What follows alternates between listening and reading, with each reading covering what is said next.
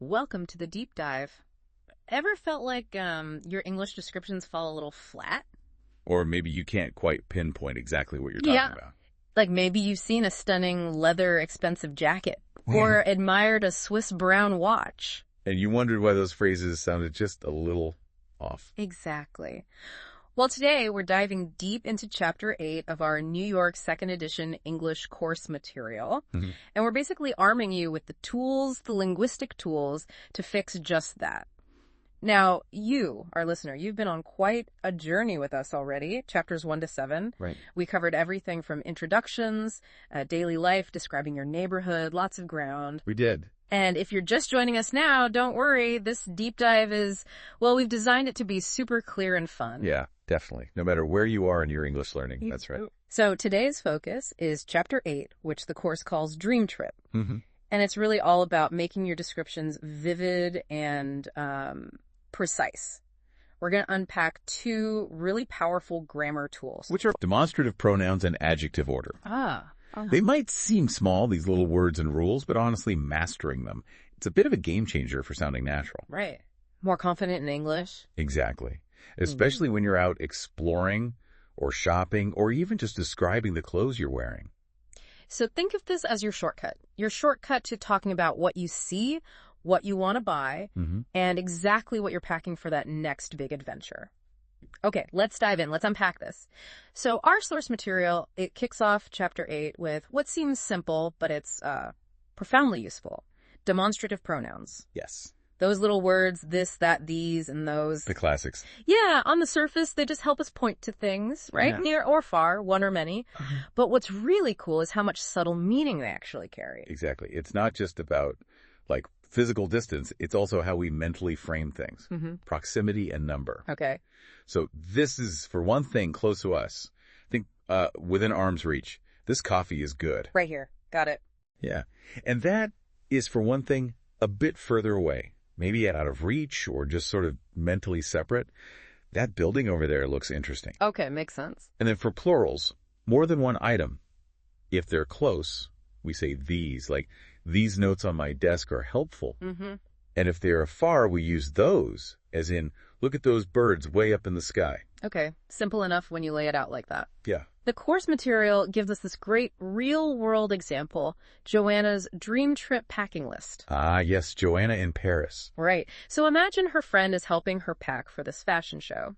The friend asks, "What blouse are you taking?" Okay. Joanna replies, "I'm taking that blue blouse. That little word, that." It tells you something. It tells you the blouse isn't right in your hands, right? It's probably, I don't know, on the bed, in the closet. Somewhere slightly removed. Yeah. Just far enough to use that. Exactly. And then, for her shoes, the friend asks, what pair of sneakers are you taking? Okay, sneaker. And Joanna says, I'm taking these black and white sneakers. Ah, these. Yeah, so you immediately picture those sneakers right there. Maybe she's holding them. Or they're right at her feet. Close by. These implies immediate closeness. And of course, it's plural for sneakers. It's all about painting a clearer picture with just, one small word. It really is powerful when you think about it for shopping, too. Oh, definitely. You walk into a store, you see, say, a nice watch, you pick it up, you'd say, oh, I like this one. Right, because it's in your hand. This. But then maybe you see another one behind the counter on a display, you'd probably point and ask, how much is that one? Yeah, that one. Even if you could walk over, there's that slight separation. Exactly. That mental distance, or maybe the effort to get it. A common hurdle I see, especially with my Brazilian students learning English, Oh, yeah. is that in Portuguese, our demonstratives don't always make such a clear distinction between near and far in the same way. We have variations, but the English this, that, the see, those system is quite specific. Interesting. So getting comfortable with it is key. It really is. It's key to sounding truly natural, not just like grammatically perfect. You're helping the listener visualize what you mean. So whether you're talking about this microphone in front of me, or asking about that amazing view from your window. Or these ideas we're discussing right now. Right. Or those examples from the book. These little words, they make a huge difference. Precision. Vividness. Absolutely. Okay, so now that you can point to things, The next step. the next logical step is describing them. And Chapter 8 introduces this brilliantly. It's adjective order. Ah, the secret handshake. Huh, kind of. It's basically how we arrange describing words like beautiful, old, blue, when we use more than one before a noun. Right, because English gets really specific about this, doesn't it? It's not just random. Go on. There's a specific, almost unspoken rule. The source material lays it out clearly. Opinion, size, age, shape, color, origin, material. OSASCOM. Sometimes people use mnemonics for that. Yeah, and, when you think about it, there's a kind of logic there. There is. It goes from the most subjective thing, like your opinion, Which can change easily. to the most objective fixed qualities, like what something is made of. Material. That's a really great way to put it. Yeah. Think about it. Your opinion, beautiful, ugly, nice, that's super personal, right? Totally. But the material, leather, cotton, wood, that's a fixed inherent quality of the object. Uh-huh. English tends to arrange adjectives going from the most, let's say, fluid quality to the most solid one. Okay, fluid to solid. I like that. So that's why we say an expensive That's your opinion. leather. That's the material jacket. Not a leather expensive jacket. Exactly. Opinion generally comes first. It just sounds right. It really does make a difference in how natural it sounds. Like the book's example, a Swiss brown watch. Sounds a bit clunky, right? Yeah, but a brown, that's the color Swiss, that's the origin watch, flows much better. Mm-hmm. Or a beautiful opinion. Size blue color skirt. Okay, opinion, size, color, beautiful long blue skirt. If you mix that order up, people will probably still understand you. Yeah. But you might sound a little, I don't know, like you're translating directly in your head. Yeah, a bit robotic sometimes. The natural flow isn't there. Exactly. And for my students, this can be tricky because many languages, like Portuguese, for example, are often much more flexible with adjective order. Right, you can place them differently. You can. So, learning this specific English sequence, opinion, size, age, shape, color, origin, material, it isn't just about sounding natural. It's like unlocking a deeper feel for the language. An intuition. Yeah. It helps you just form those perfect descriptions automatically, like the book says, dirty old black boots. Okay, opinion, dirty, age-old, color black. Right. Or a nice Italian wool sweater.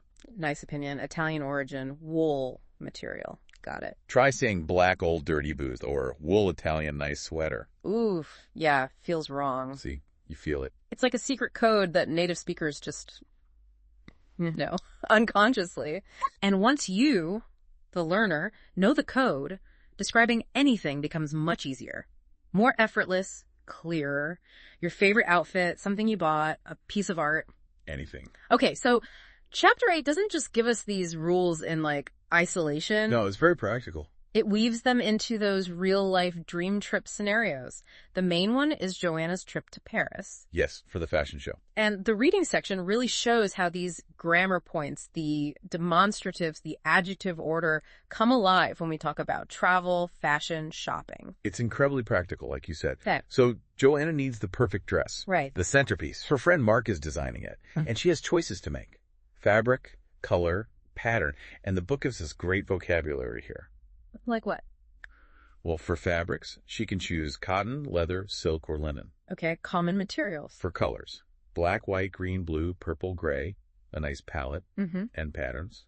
Floral, striped, pinstriped, or polka dot. Wow, okay, that's specific. Great vocabulary for describing clothes. Essential vocabulary if you're into fashion or even just shopping. And let's not forget the shoes. The chapter lists her high heel options. Oh, right. Peep toe, stiletto, T-strap sandal, ankle boot. Fancy. And the key thing, according to the source material, is the shoes need to match the dress. Of course.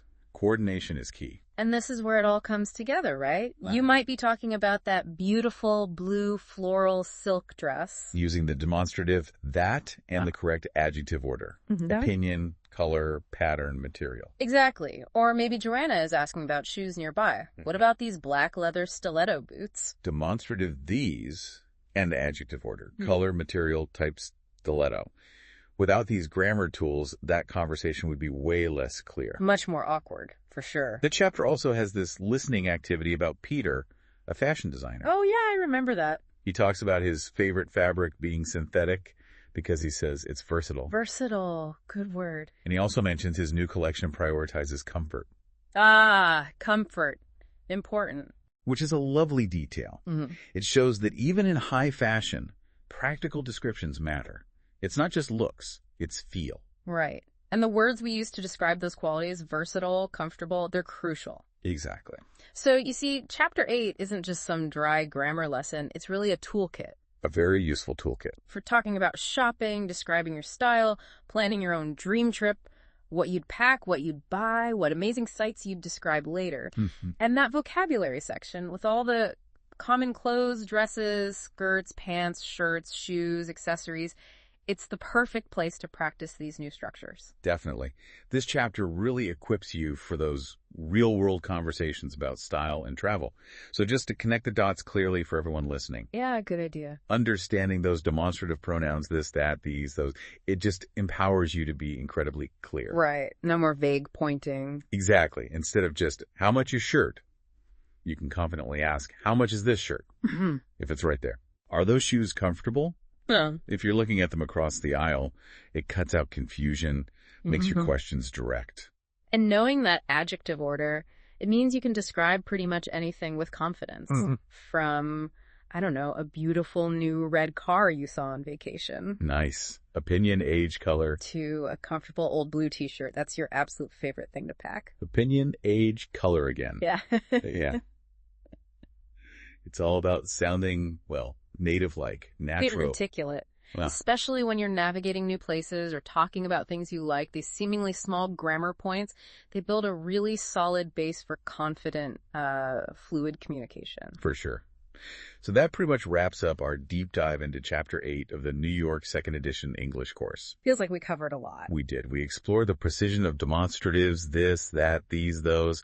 We uncover that fascinating logic behind adjective order. OSASCOM. That's the one. Yeah. And we saw how these tools are just essential for talking about travel, clothes, shopping. Yeah. Everyday things, really. We really hope you feel more confident now, describing the world around you and maybe even planning what you need for your own dream trip. Remember, though, practice is absolutely key. You've got to use it. Absolutely. Maybe right after this, you could try describing your favorite outfit. Use that adjective order. Good idea. Or just point to 5 things in your room right now using this, that, these, and those. Say them out loud. Yeah. Or even plan your ideal travel wardrobe in English, using the vocabulary we talked about. What would you pack? How would you describe it? Makes it real. Exactly.